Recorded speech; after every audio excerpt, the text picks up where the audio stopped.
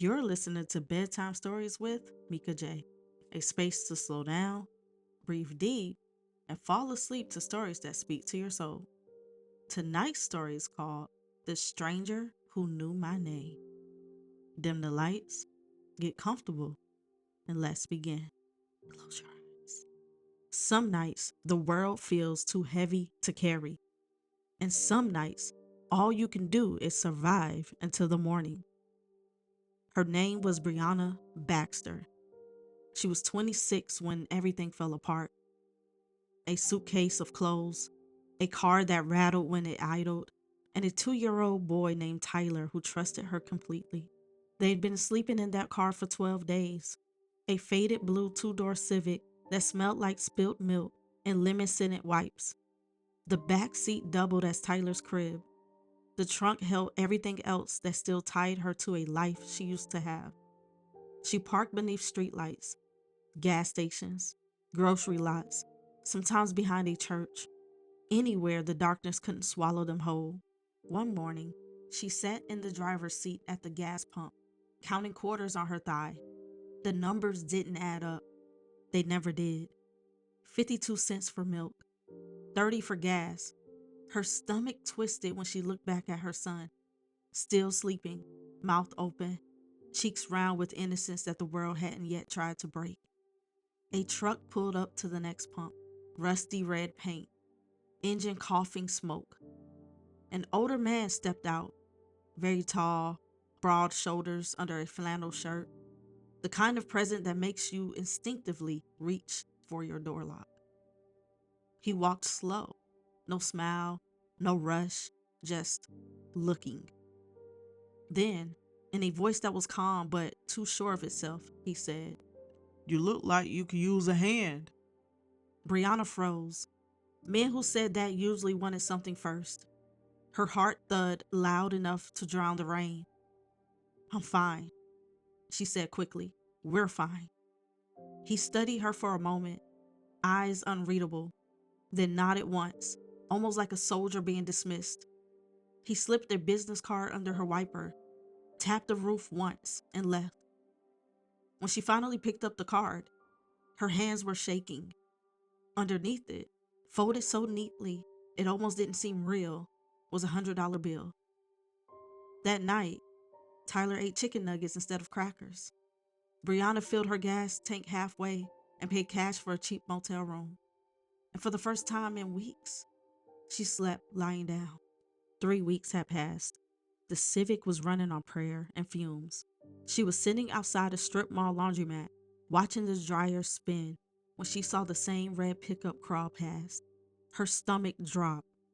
He saw her too. He rolled down the window, smiled, just enough to disarm her, and said, You still driving that old thing? She laughed awkwardly. It gets us where we need to go. He nodded toward the street. Follow me. I know a place that could take a look at it. No thanks, she said instantly. We're good. But he didn't move. He just waited, patient, quiet. The kind of quiet that made her nervous because it wasn't threatening. It was steady. When he finally started to drive off, she felt something tug at her, curiosity or maybe hope. And against her better judgment, she followed. They ended up at a small garage off Main Street.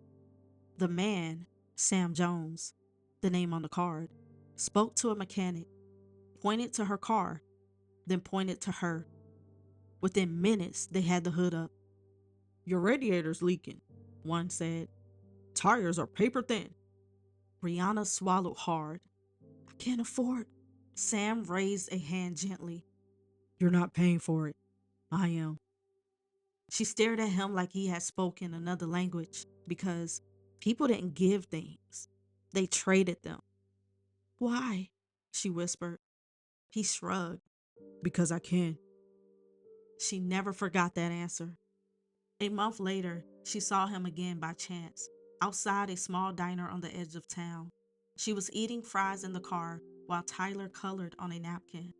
He knocked on the window, smiling. You mind if I buy you two a real meal this time? Every instinct said to say no, but Tyler was hungry, and something about Sam's voice didn't sound like danger. It sounded like decency, the kind that's so rare it almost feels suspicious. Inside the diner, the smell of coffee and bacon felt like another world. Sam talked about his life: retired Army, widowed, now dating someone who lived out of town. His kids were grown, scattered across states he barely visited. He said he wasn't lonely, but by the way his hand lingered around his coffee mug said otherwise. They talked for hours about Tyler, about the car, about how life has a way of pushing you until you break and then giving you strangers when you least expect them. This time, Breonna felt safe enough to share her number with Sam. Sam paid the bill. Then he placed $200 in Tyler's jacket pocket and they headed out. When they left, Sam said, "Call me if you need anything. I mean it." Days turned into weeks. Then one night, her phone buzzed, a number she didn't recognize. "Brianna, it's Sam." Her heart skipped. He said he had been thinking about her and the little boy, that he had a 5-bedroom house on the outskirts of town, quiet, clean, safe, and he barely used it. "You could stay there," he said, "until you get on your feet. No rent, no catch." Silence stretched on the line. Why? Why would you do that?" she asked finally. "Because," he said, voice thick with something unspoken, "once upon a time, somebody did it for me."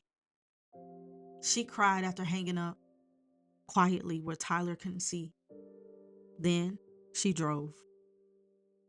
When she opened the front door, the smell of lemon oil and fresh linen filled the air. Hardwood floors, sunlight through glass, a house that looked lived in but lonely. Sam showed her the rooms, one for her, one for Tyler. He handed her a set of keys like it was nothing. "Rest," he said simply, and he left her and Tyler alone in his home. That night, Brianna lay in the bed beside her son, listening to the sound of the house settling, the pops, the sighs, the quiet hum of safety. She cried again, but this time it wasn't from fear. In a world that had taken so much from her trust, her peace, her sense of worth, a stranger had given her the one thing she thought she'll never have again. Not money, not shelter, but faith and humanity. Sam Jones never asked for a thing. And maybe that's what made him an angel.